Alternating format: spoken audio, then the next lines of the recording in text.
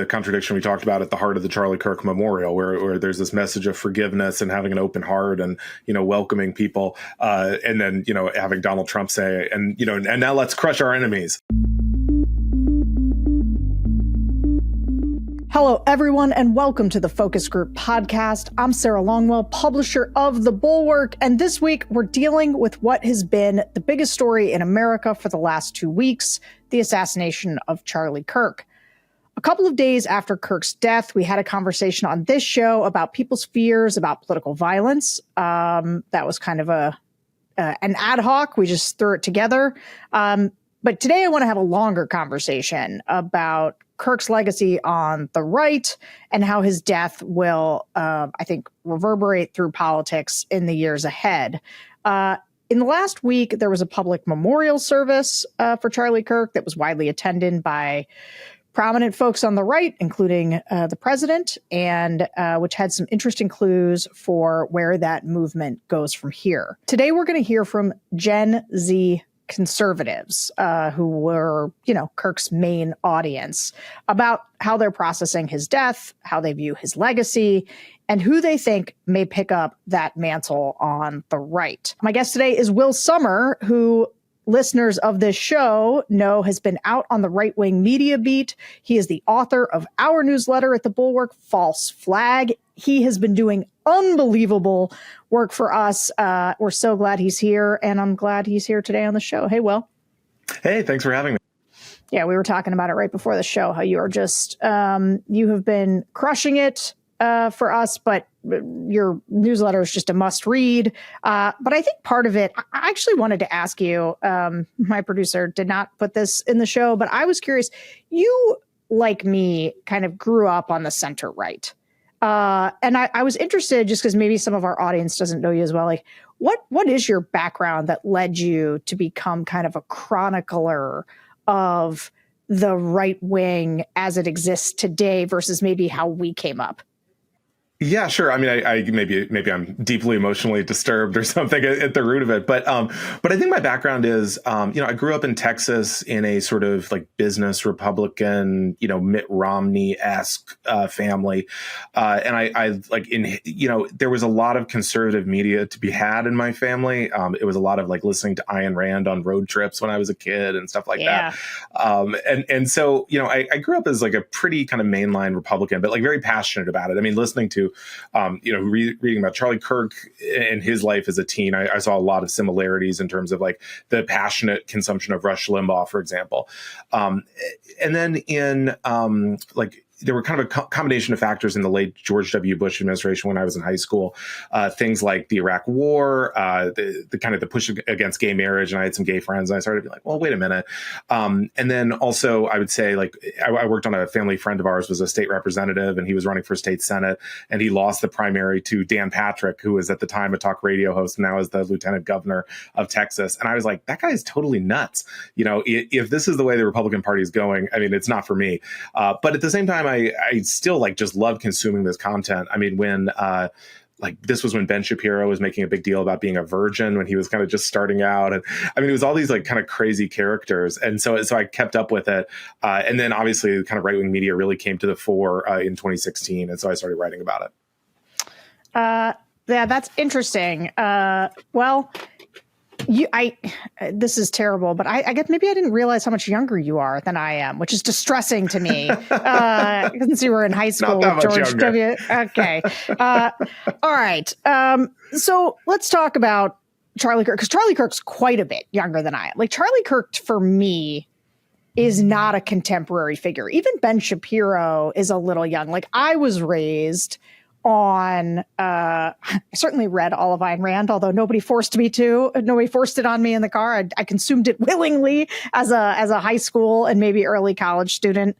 But back then it was much more like it was Jonah Goldberg and it was the Weekly Standard and it was the guys at NRO that I would say were more formative. And there were sort of heterodox thinkers like Christopher Hitchens and Camille Paglia. Like those tended to be sort of my formative people. And I've been thinking since Kirk's murder kind of what it would have been like had I grown up with not this sort of intellectual, more heady conservatism, but like with Charlie Kirk, and somebody like him in my ears. Yeah, I mean, I think one thing that struck me, and this relates to what you're saying, is that watching all these Charlie Kirk clips, often kind of the fundamental argument at the core of what he was bringing to college campuses is a lot of like kind of old talk radio talking points that were repeated a lot about affirmative action, various other things.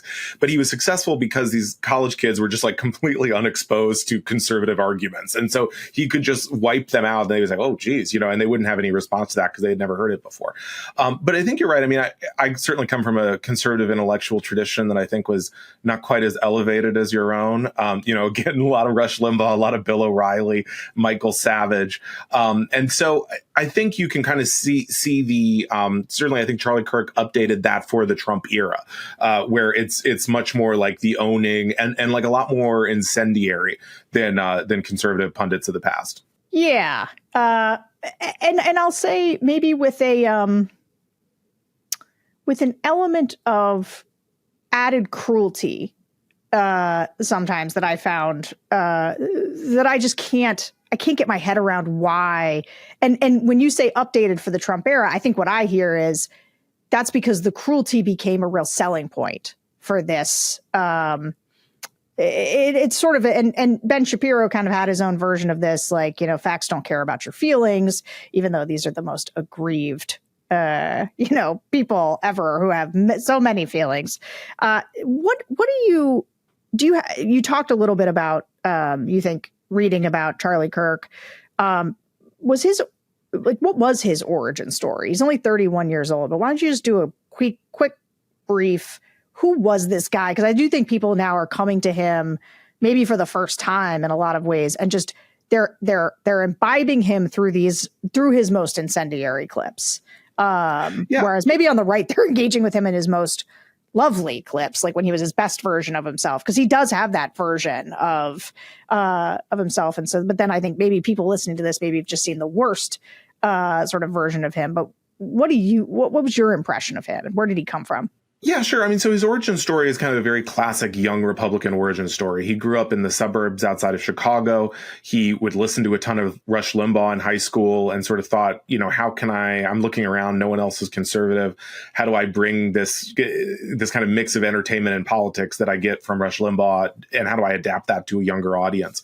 And so I think in roughly 2012, he starts Turning Point, and is really embraced by elderly, wealthy donors, because he had a pitch that I think, watching the memorials, watching other kind of, speeches people have given about him since he died, there's a lot more, this idea of like reaching out to young this idea of making young people Republicans outside of like the very like Blazers and Pearls country club set, seemed unlikely, but it was also something that people said, well, if he can do it, yeah, sure, I would love to throw millions of dollars at that effort. And so that's what happened. And so he transforms it from kind of this Tea Party type organization to the Trump era, where it becomes like really a wing of Trumpism. He's very close to the Trump family, and he throws these big parties, these big conventions. And so that is, and I guess the other thing I would add is, understandably after the assassination, I think a lot of people on the right have really sainted him, and he was seen as this universally beloved figure. But really, he was like much more, I guess, in the mix, much more controversial. I mean, people saw him, number one, even people on the right, as sort of like an administration stooge on things like the Epstein files, where suddenly he reverses course and says, after Trump called him, there's going to be no more talking about Epstein, all these different things. He was much more like in the mix. I mean, in the weeks up to his death, Laura Loomer was attacking him. And so he was not really sort of this universally beloved figure, but he's obviously a very big deal on the right. And, I think there's a lot of polls suggesting that, it was not like he turned all young people into Republicans, but he certainly managed to become really ubiquitous on social media in a way that I think made being a young Republican seem more reasonable than it once had. This show is sponsored by Mint Mobile. If you're still overpaying for wireless, it's time to say yes to saying no. At Mint Mobile, their favorite word is no. No contracts, no monthly bills, no overages, no hidden fees, and no BS. Way better than my kids saying no. Ditch overpriced wireless and their jaw-dropping monthly bills, unexpected overages, and hidden fees. Plans start at $15 a month at Mint. That's good. All plans come with high-speed data and unlimited talk and text delivered on the nation's largest 5G network. Use your own phone with any Mint Mobile plan to bring your phone number along with your existing contacts. Ready to say yes to saying no? Make the switch to mintmobile.com/thefocusgroup. That's mintmobile.com/thefocusgroup. Upfront payment of $45 is required, equivalent of $15 a month. Limited time new customer offer for the first 3 months only. Speeds may slow above 35 gigabytes on the unlimited plan. Taxes and fees extra. See Mint Mobile for details. Well, let's get into the Gen Z focus groups. So we did a couple of groups for this show with similar but slightly different screens. The common denominator is that everyone you're going to hear today identifies as a conservative, all are Gen Z, and all but one of them voted for Donald Trump in 2024. We started these groups by asking people whether they had engaged with Charlie Kirk's content and how he had impacted their politics. Let's listen. That guy was so good at rage baiting people. I've never seen someone be more proficient in the language of rage baiting. That guy come to campus, like the laughing he would do as people throw insults and comments at him. They even just got more mad, and people coming up and talking to him, like he does a fantastic job at keeping himself composed. Correct me if I'm wrong, like the worst and most publicized assassination since MLK. And for so many young people, even if you don't support Charlie Kirk, this is somebody that we all almost had like a parasocial relationship to. And I would really applaud him for actually spending the majority of his purpose was hearing the other side, which is something I think liberals need, because all they want to do is tell their opinion and shove it down our throat without wanting to hear our side. So I think he was actually the closest outlet, I think, for liberals or moderates to maybe turn conservative or turn right wing, which I respect him a lot for, because I don't know if I could do the same. So but I really say he had a huge impact on the young men around me. Like, my first boyfriend, he was a huge follower of Charlie Kirk. And this is in, like, super liberal Massachusetts, where, like, everyone's a liberal. Yeah, he had a huge impact on making more young men conservative. All of his interviews, he talks about faith, family, country, in that order. And so you're seeing that play out. I think a lot of us, like those of us that I know with kids, that day, we just wanted to be home with our kids. And like, yeah, the political stuff was happening, but it was sort of in the background about like, this just happened. This is terrifying. What does this mean? You know, and you've seen a lot of his videos circulating even more than before. I was kind of a mediocre follower, didn't agree with everything he said, but, you know, I appreciated and respected what he was doing in his movement. And so it affected me. And, you know, going to church this past Sunday, seeing how much more packed it was. I mean, I think his legacy really was that of faith first. And it's woken a lot of, at least young people up, I think, spiritually, which I'm sure he'd be proud of. It's reached a point where it's less about how do we actually improve America, but more so who just gets to be right or who gets to win, you know, the argument. He wasn't trying to win. He was just trying to get people thinking. And in that regard, I think that went a long way for citizens, where even people who came with hatred in their hearts left a lot more mild-mannered, a lot more understanding, because they realized it's not about who wins. It's about what actually like benefits themselves and those around them, which I think goes back to also the Christian principles where, again, it goes to the last shall be first and the first shall be last. He wasn't trying to win the argument. He was trying to put others in a position where they could help themselves and each other. And I think it's going to be the major lasting, like tactical implication of what he's done is removing the veil of fear for a lot of younger people with conservative politics. So yes, I hope folks get more drawn towards their faith and their God and all that. But I think on a very tactical level, like what we're going to see more of is just the reduction in fear of people, specifically on the conservative side of the aisle, speaking their views and not being afraid of being shut down. And I think that's where he's been just so hyper effective. And you see all these young people, high school students, junior high students, college students, and all that are just out there just ripping it now. When I was in school, like, you know, for the 2.5 seconds I was in college and then also in high school, you're going to catch any of the conservatives dead out there at, you know, Central California school talking about conservative politics, because you're just going to get completely raked over the coals. So, Will, one of the things that I think has been replete throughout sort of social media and on the right is this sentiment of, you don't know what you've unleashed. You don't know what you've done.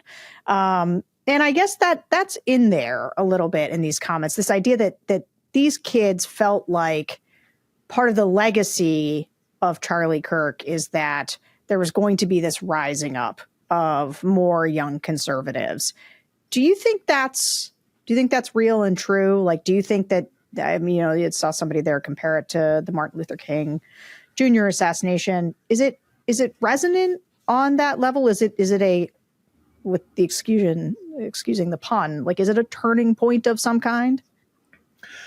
It's hard to know at this point, right? On one hand, I do think obviously this was an enormous national news event, and I think it created a lot of sympathy for both Charlie Kirk and Turning Point USA and sort of Trumpism more broadly. So, and I think, I mean, look, I think the memorial was very well handled. I think there's been a lot. The left has not come off looking great amid this, in part because of these random people on TikTok, sort of rejoicing in the assassination. And so, while that obviously is not the fault of the Democratic Party, I think a lot of people are seeing this on social media and going, oh, geez, I don't like that. One thing that struck me about these focus groups, I think the young woman talking about her ex-boyfriend who was in liberal Massachusetts, and Charlie Kirk really stuck out for him. I think Charlie Kirk was this model, particularly because he was just everywhere on social media. So if you were a young man or a young woman who's feeling like a little annoyed with PC culture in the Biden administration, you saw him as an alternative model, and he wasn't like a total right-wing nut. He wasn't like a Charlottesville guy. He wasn't an old guy. And so you could see, maybe I could be a young Republican and it wouldn't be so bad. What did you make of the memorial service? Because I think it was kind of part funeral and part religious revival. And obviously because there were so many members of the Trump cabinet there, it also felt, I think, to some people political.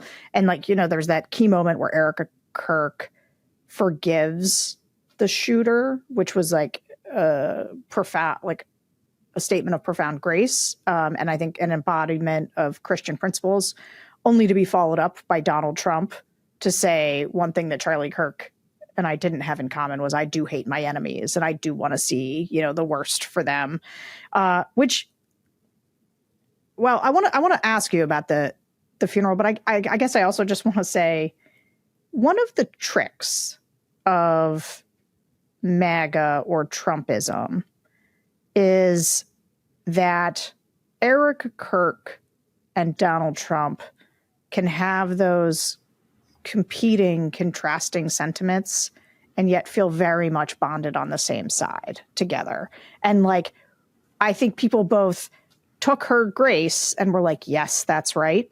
And then heard Trump say what he did and they laughed and they cheered and was like, that's right too. And it's sort of like, that's kind of the trick of MAGA, is being able to fuse those two seemingly disparate worldviews together. But what did you make of the memorial service?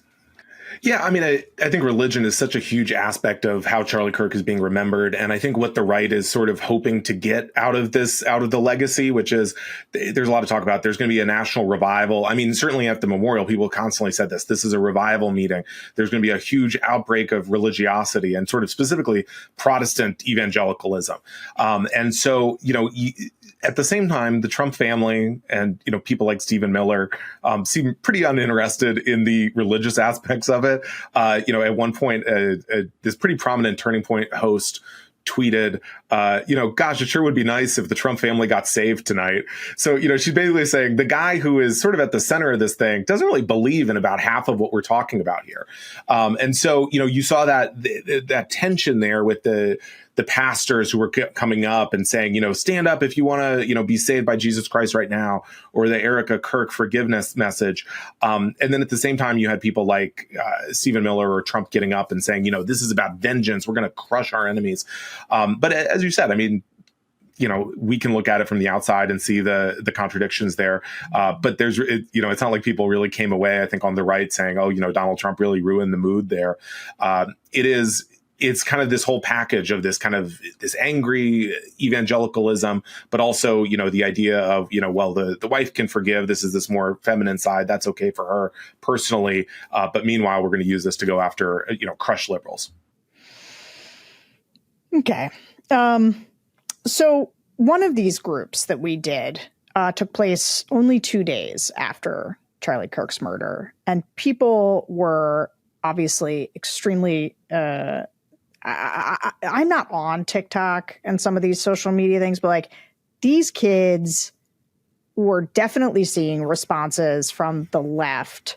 And they, as they talk, it seems like there was a particular focus on their Gen Z peers who had been celebrating his death. So let's listen to how they talked about that response.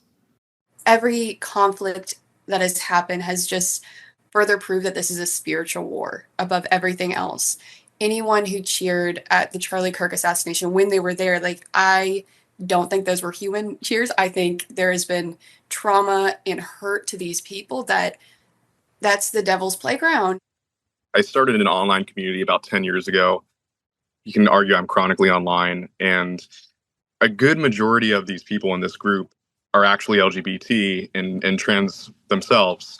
And I kind of have to stay closeted because anytime I even say something remotely, like, for example, like saying that people gloating about Charlie Kirk's assassination was horrible, they straight up think that pretty much any moderate Republican is an actual Nazi. And this is the type of rhetoric that's, if I was watching CNN, MSNBC, all the, I was stuck on Blue Sky all day, I'd be thinking the same thing. It's like, it's all And this is why these type of things happen, where Charlie Kirk got assassinated, because they literally think that any right-winger or Trump voter is an actual unironic Nazi, a racist, anti-Semitic, so on and so forth.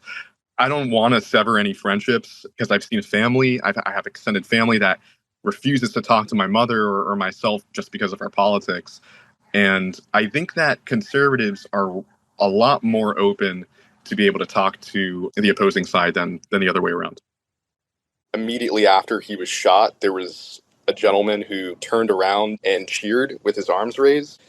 That was one of the most despicable, evil things I've ever seen. I mean, I think that just goes to show that just how much that majority of the left honestly feels no regard or sympathy at all. I mean, I have a lot of friends that are leftists. I have friends that are trans, and one of their first reactions to it was, like, immediately when it happened, when the news broke, was like, only good Nazi's a dead Nazi, and I'm like, Charlie Kirk, I hate to say it, is like one of the most milquetoast kind of like moderate Republicans there are. Like, look at Nick Fuentes, on the far right. Like, you can arguably say like some of his views are, bordering to Nazism.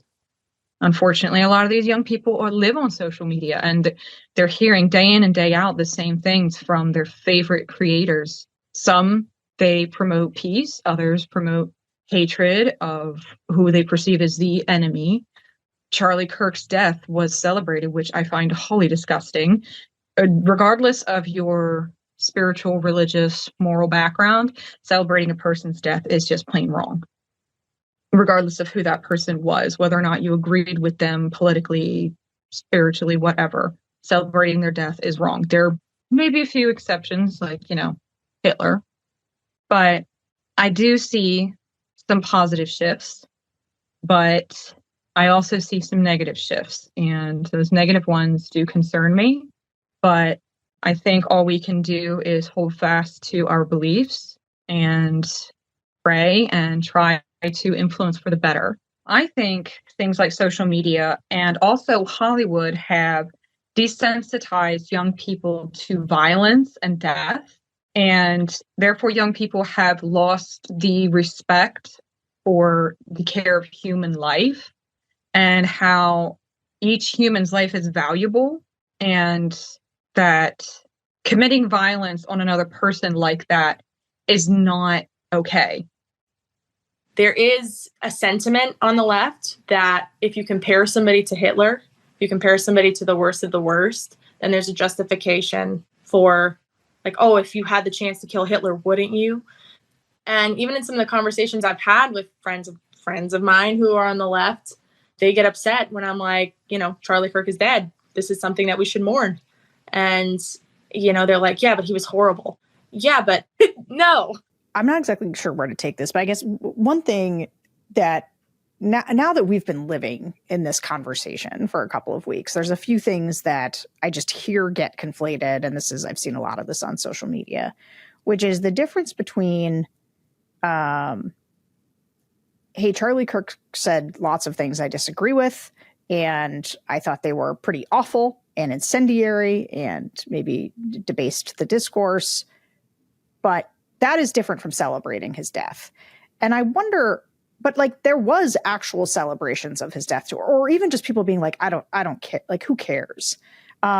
Which we've been I don't need to go through all of it again. We've been very clear on this channel to a person, sort of pushing back even on the idea that we just would just sort of dismiss this as, like a young man was murdered, and we should mourn it, not just for him and his family, because we too are human beings, but also for the country and like where we are in, how we're handling our political disagreements.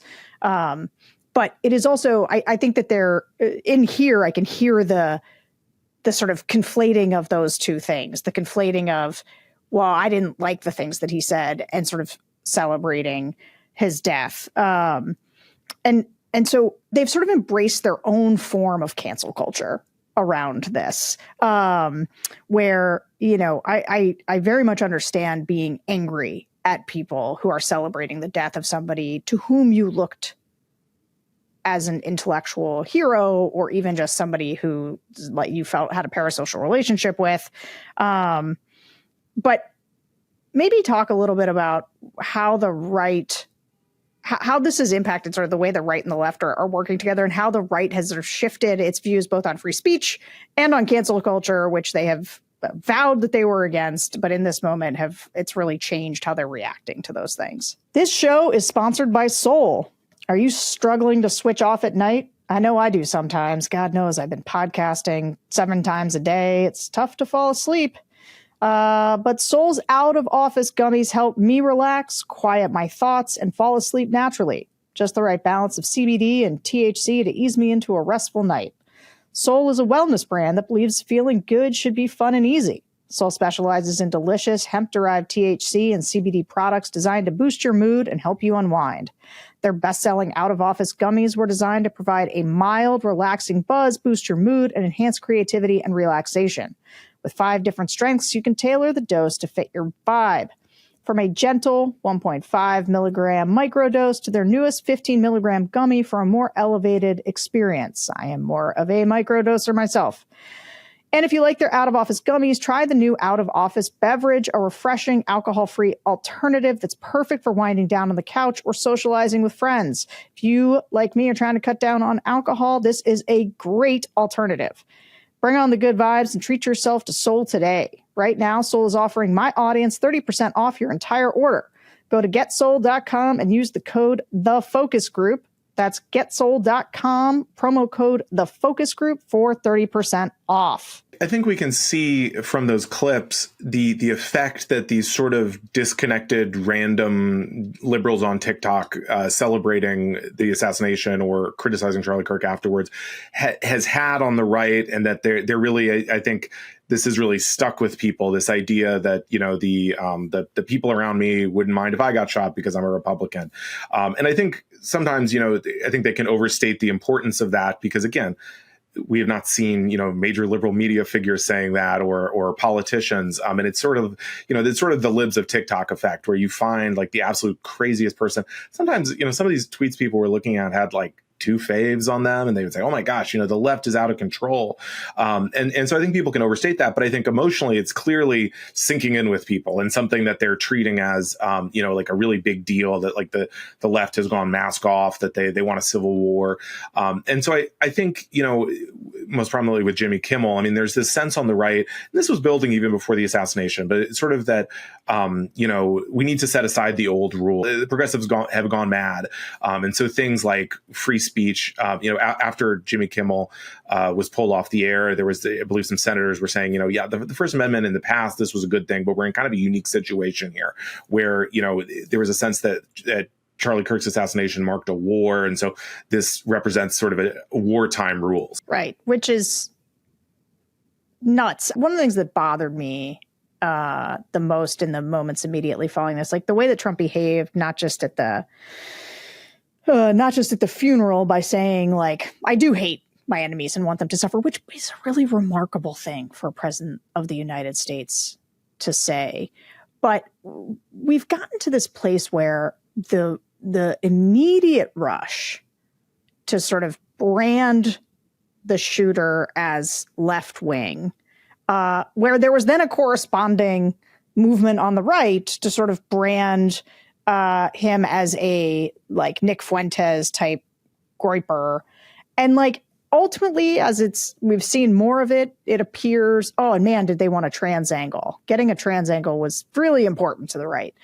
It seems like you get a kid raised in a conservative family who had a lot of access to guns, a lot of training with guns, and then found himself in a situation where he had fallen in love with somebody who was transitioning, and, you know, then took like a very violent, insane route toward solving the problem of saying that, you know, Charlie Kirk said things that were hateful, and this is what he was going to do about it. It doesn't appear that he had any ties to any organized group on the left. And so, like, what do you make of both this impulse that people have now to want to sort of control the narrative over who people are in these cases, but also in rushing to control the narrative? Like, is there any room for the truth? Like, is there any room for us to have an honest conversation about what's really happening? Like, it just feels like for all the talk in these groups about civil war and the left wanted a civil war, it seemed to me a lot of people in the MAGA world were itching for a reason to feel like they could punch back and say that we were in a civil war. And it just feels very scary to have us in this back and forth of, no, your side did this, your side did this. Like, where does that end? That's like the worst question. Yeah. It's like an existential question to ask you, but it is something I've been thinking about a lot. No, I don't think it ends anywhere well, I don't think it ends anywhere good. I mean, I think, you know, as you were stating it like that, it struck me that, you know, for at least the past few weeks now, kind of our main form of national dialogue has been over shootings and sort of what is the political valence of each shooting. Obviously, we're recording this on the day of the shooting at the ICE Center in Dallas. And so this idea of, okay, you know, oh, we got the name, you know, we got to go find out the motivation. And it does seem, I mean, look, you know, we haven't even seen what, if anything, the Trump administration is cooking up in terms of sort of what they feel is like the Kirk assassination justified crackdown on the left. And so what Stephen Miller is up to, or what Pam Bondi is up to. And it seems like something's coming. And already we have a new shooting. And so I think it's not a good sign. I mean, it's obviously a sign of very polarized and contentious politics. And, you know, what I also thought was interesting about these focus groups, and this is why I think in part they're so valuable, is you can say, I mean, these are people who are obviously very steeped in right-wing media and culture. They come across as very normal, for the most part, well-meaning people. And I think it's always interesting to see how they interact in that world. One of the differences between Gen Z and sometimes the older Trump supporters is that these guys all seem to have communities that included a lot of people who did not think the same way that they did. And in fact, in a lot of cases, it seemed like maybe they felt like they were the outlier in their more sort of progressive community because they're just younger and they're just around more people. Whereas as you get older, sometimes they become more hardened and their social circles aren't so big. And you know, the other thing is that there was a genuine striving in the groups around faith, or you know, they were trying to sort of be the better angels of their nature. I sometimes found it interesting in the way that they talked about Charlie Kirk, like he was very much the moderate, like they viewed his views and then their views in relation to him as being very mainstream and moderate, and because they're awash in people who are much more extreme.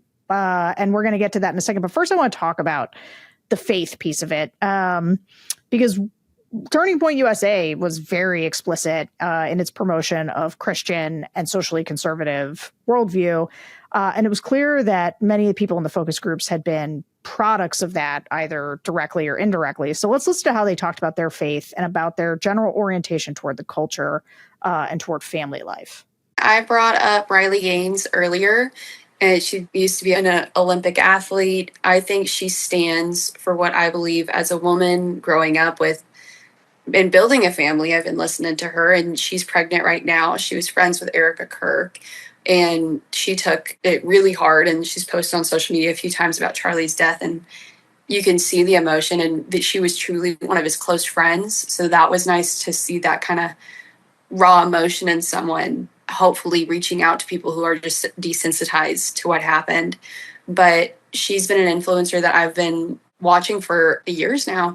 Yeah, I think she just really stands for this redirection of what feminism means and where we've kind of taken it, because it has gotten so obscure. And she's very blunt with saying, like, I don't want to be a girl boss, quote unquote. Like, I think that feminism has kind of taken that name and made it into a very selfish thing.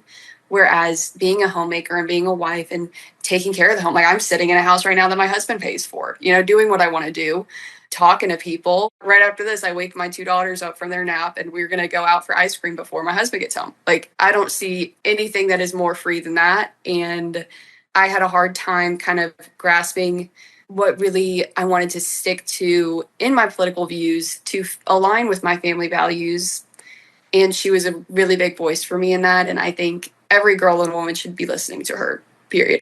I think just the promotion of promiscuity with, dating apps and social media is corrupting our society. And I think it's tearing families apart. I think that so many people think they have like this fear of missing out, that they don't want to commit to a monogamous, serious relationship. And I think our country's godless. I'm a Christian, if that isn't a surprise. Yeah, I think we need God in our country. And I'm really scared about the trajectory. I think a lot of what you see politically and socially is an extension of the unimaginable social rot and religious rot that's been happening in America. I think narcissism is becoming more increasingly acceptable. Social isolation, mental health obviously is an extension of that. And I think I'm kind of dissatisfied, and I think a lot of people are, with both sides. I think that was exemplified in the most recent assassination, where, I've always been conservative, but I think 2 days ago, I felt dissatisfied with both, because I was raised Christian, and I think a lot of people still in this country hold on to those as well. And I just think those values weren't exemplified in the way I thought they would or should be a couple of days ago.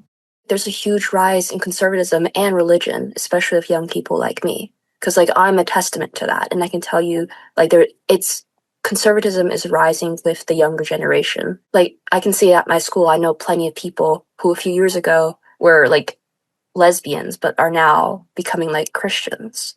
A lot more women are deciding that they don't need to be the boss babe, and they are shifting more towards, I just want to be a mom. I just want to be a wife. There's a bit of a shift back towards the nuclear family, maybe not necessarily with 16 kids, but more women are deciding that they don't want to be part of the workforce. And if a woman wants to be part of the workforce, that's fine. But if not, then that's fine too. Is this widely representative of young conservatives, or is this a very specific cultural conservative strand? What do you make of these types of young Gen Zers? Yeah, I think they're onto something here, at least in terms of, young conservatives. I think this idea of sort of a new interest in religion. I think this kind of idea that they're sort of fed up with contemporary society or with feminism. I think that's very much messages I'm seeing on social media from young conservatives or in conservative media. It was interesting hearing, how much of it was focused on, I want to get into religion and I want to be a stay-at-home mom, for example. Clearly, and the specific sort of influencers they picked out, like Riley Gaines, who sort of rose to prominence opposing trans women in sports. that was enlightening to me, I guess, in terms of seeing sort of the interplay between what these women want in their own lives and sort of the messages they're getting from like Turning Point USA and organizations like that, and how that's reinforcing it. So, I think on one hand, it's a little ominous to hear, already it feels like the country is so conservative, electing Trump and things like this. And then they're saying, there's this huge wave of young conservatives coming down the pipe. And, obviously that's anecdotal, but I think this idea of, sort of a return to religion, at least, I guess the other thing I would say is that I think often young Republicans were a little more secular, seemed a little more kind of like a CPAC policy crowd. And I think what Charlie Kirk keyed in on was this idea of being very openly religious, that I think, as we talked about, the right has really focused on in the aftermath of his murder. Yeah, I was trying to think about this because I worked right after college. I worked for a pretty conservative think tank, and a lot of the young men and women that I was around were very there were sort of Christian and Catholic conservatives, and they did have very like culturally conservative views around marriage and family. And so I guess part of me was like, I don't know that I think this is that new. But I was also thinking what feels new to me and different is that people like this, who talked like this, would have been the kind of people, I think, in a different world who would have been like, I like Mike Pence. Mike Pence is a guy I would vote for. He shares my values. Whereas now people can sort of talk in this way and still be huge Trumpers, like still be very MAGA. And now it doesn't sound, not everybody in these groups were. Like some people, and you hear this a lot in focus groups, or I hear it a lot, is people being like, I don't approve of everything Trump does. I don't like many of the things that Trump says. And by that, they're sort of trying to say, that they believe in sexual morality, or they believe it, and they obviously know that Donald Trump doesn't. And so, but I think that one of the mistakes that pundits and political observers made was thinking that because people were Christians in this way, that they would reject Donald Trump. But they do not. And I think that I'm constantly I never know which direction it goes. Part of me wants to always defend some people like this and be like, this is not white Christian nationalism. This is how, I don't know, socially conservative Christians sound. And I've been surrounded by people like this much of my life. They are not like a bizarre thing. They're actually, I saw like a couple interesting, thought-provoking tweets after the memorial where I think it was Thomas Chatterton Williams was saying something to the effect of, like, culturally, this is totally anathema to me. Like, I'd feel more comfortable in a different country, like a foreign country where they don't even speak the same language, than I would at this kind of revival, because I feel so culturally alienated from it. And there was part of me that was like, yeah. And that's one of the things that is difficult for Democrats, because they're the idea that this is really culturally alien, when this is a lot of people in this country. This might even be a majority of people in this country. If that's alien to you, like, that is putting you out of touch with a lot of people you need to reach. On the other hand, I used to take, I grew up with, or like I said, there was a lot of people in my world like this. I loved this line. A few years ago, I know plenty of people who a few years ago were like lesbians, but are now becoming like Christians. As though those two things cannot coexist. I do have it on good authority. One can be both lesbian and Christian.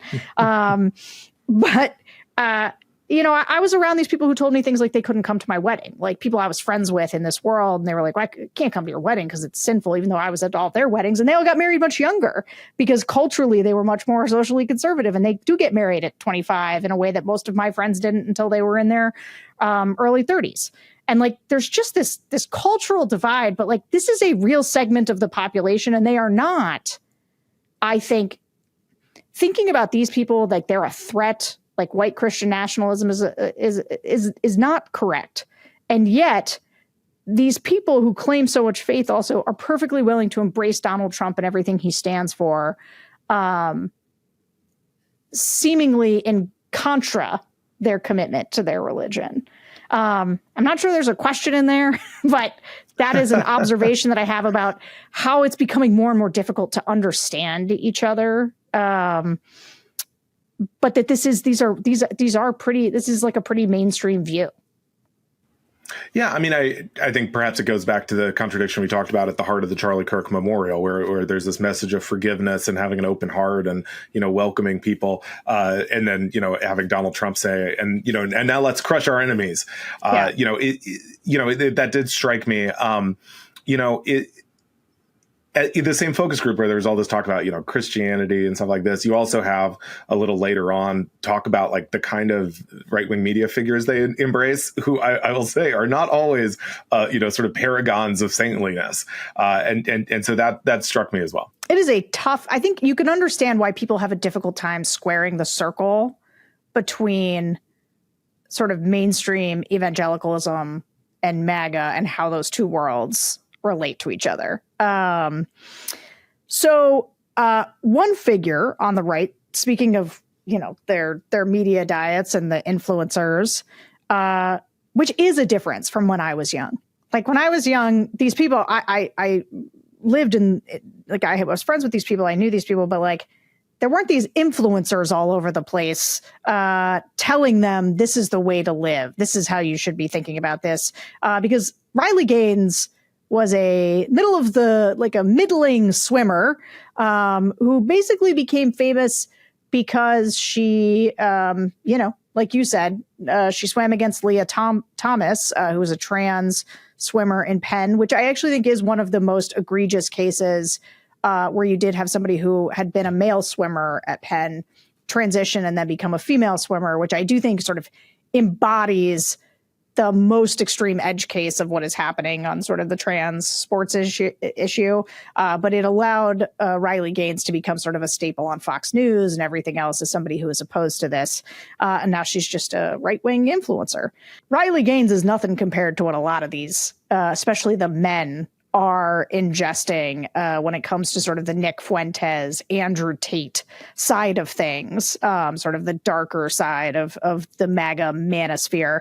And one thing that's interesting is that Kirk was often at loggerheads with Nick Fuentes, the white supremacist content guy who's been getting a bigger and bigger platform among young people on the right. I think somebody in here mentioned him and called him something like not realizing they call him a white supremacist. He is openly hostile to Jews and to women. But he hated Charlie Kirk for being what he saw as an establishment stooge, as you put it before. And some people in our focus groups were familiar with him and even fans. So let's listen to what that sounded like and who else these young Gen Zers are following these days. I've been following Nick Fuentes since pretty much he began his show in 2019. My best friend, who is Jewish and lost his sister in the shooting in Parkland, was the one that introduced me to him. And over the past 6-7 years, kind of progressively have seen how they've censored him, they've debanked him, deplatformed him in every facet, way, and form, just for speaking against Israel's influence, the foreign lobby, AIPAC, on our country, and how they've demonized him. And I think that he is severely underestimated by a lot of people, both on the left and right, including Kirk himself. But I don't think anyone who actually sits down and listens to what he says and watches his show, especially for as long as we have, could say that he's anti-Semitic or a Nazi. I think just because that you're acknowledging the fact that we have a foreign influence in our country, if it was any other country, if it was Chinese people that had, what other foreign country has a PAC, a super PAC, that donates to politicians on behalf of their interests? You replace Israel with any other country and people would be livid that we have what essentially is foreign invaders, foreign influence. And I don't think that acknowledging that makes you an anti-Semite. I don't think that makes you a Nazi. Nick has repeatedly said he disavows any kind of hatred, any kind of vile rhetoric such as that dehumanizes any race or Jews. And he has Jewish friends himself. So I think, again, it's just a label that both the left and the right have put onto him to discredit him. And it's only backfiring because he's only getting more and more popular. I don't listen to Nick Fuentes, but I think, to be very kind, he's a fake. I'm not going to give him any names as far as the left names, if you know what I mean. He does not deserve that. Nobody does, in my opinion, except if you really are that, and I don't think he is. But if you want a little more insight on that, or I don't know if anybody listens to Candace Owens, she had a pretty good piece about Nick Fuentes, which there's probably two sides to the story. That's just one episode I listened to, and I was like, I don't know about that guy. But as far as influence, I know he's very influential. I do know that he has a huge following. A lot of young people, especially young men, follow him. But it seems like he's kind of getting into that Andrew Tate side of things, which whatever, I mean, people like Andrew Tate also. I'm not the biggest fan, I guess, but it's to each their own. I'm not gonna, I hate it when people put labels on Nick Fuentes, on Andrew Tate, on people like that. It's, why do they label them? And I think one of the reasons is they want to take away their voice. Everything I do is like independent. So I'll even listen to some Barry Weiss to get more of a like left-wing perspective. I do listen to Ben Shapiro pretty much daily. Don't agree with everything he says or stands for, but ultimately I know I'm going to get a pretty cut and dry version of the news listening to him, and I appreciate that. When I'm scrolling social media, if you're looking for influencers that had the major impact, especially on young men over here in like a liberal, like a highly liberal area, to the point that it was like turning men conservative from out the ages like 14, 18, I'd say biggest is definitely Jordan Peterson and Andrew Tate. Like over here, it's like someone dropped a bomb here. It was just boom. Everyone knew who he was. You either loved them or you hated them. And like a lot of my classmates just like really identified with their message and were like listening and tuning in. You could look over their phones and you'd see they were watching their TikToks. It was huge over here. So there's no. Oh no. Oh no. This is where I can't tell if I feel old or what, but like the idea that all the young men, and I know that this is becoming a thing, but I think about my kids and I'm just like, you will never have a phone ever. Like you, I can censor my own kids still. I'm still allowed to do that. But the idea that these are the people in all of these young people's ears is deeply frightening. There's this argument, including from some in these groups, that Charlie Kirk was actually a moderating influence on the right. I said this earlier, and that more young people could go off into sort of like Groyper land. Do you think the Fuenteses and the Andrew Tates of the world, knowing that those two people actually, they're quite different, they're different strands of person, do you think that that's where we're headed? Are they going to be more, are they going to be more influential going forward? You know, I think this was the most depressing part of the focus group for me. I mean, I think it is true that I think Charlie Kirk obviously was an enormous right-wing media figure. And with him gone, I think there's going to be a lot of market share that's open. And especially because of this sense that you pointed out that I think people have of, you know, well, we tried the guy who would go and debate people and who was peaceful and who wasn't, you know, as far right as these other guys. And he was assassinated.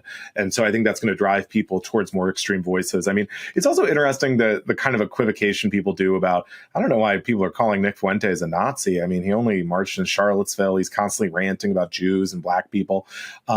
You know, the idea of also Andrew Tate's influence here, I think is really ominous. I mean, this is something we've seen for years about the popularity of Andrew Tate with like middle school age boys. I mean, this is a guy, you know, there's a back and forth later on in the focus group about, you know, aren't you a little concerned about Andrew Tate? I mean, this guy is the guy who's a fan is sort of like, well, I don't know his entire background. I don't know about these human trafficking cases, essentially. And, you know, the idea of me being really into a YouTuber and not being like, well, let's look why this guy's facing rape and sexual sex trafficking charges in multiple countries. I mean, it's just astounding.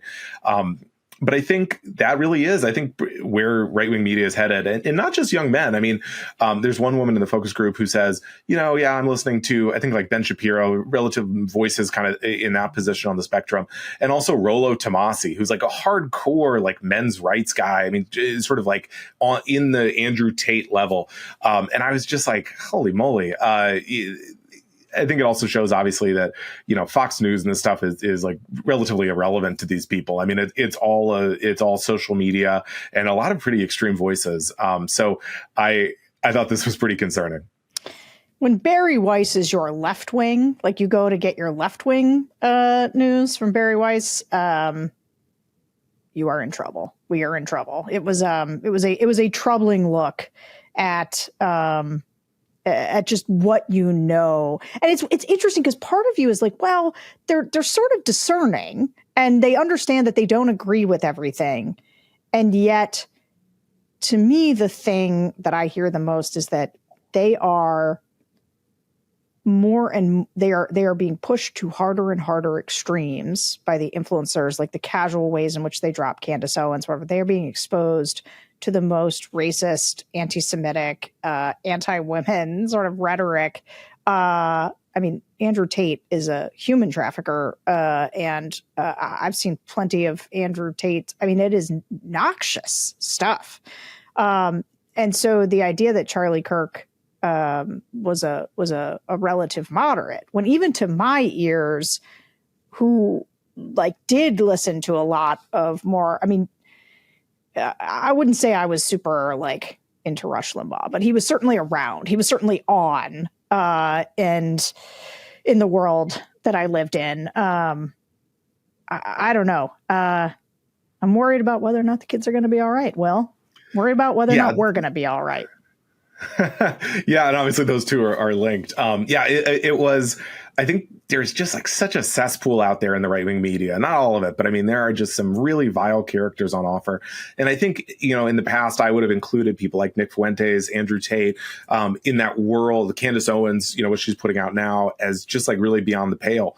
But these are some of just the absolute most popular people and really, really dynamic and really getting more and more audience. I mean, Nick Fuentes, even before the assassination, was really on a tear. I mean, he just went on Patrick Bet-David's podcast, which is very popular, and is getting exposed to all these kind of different audiences.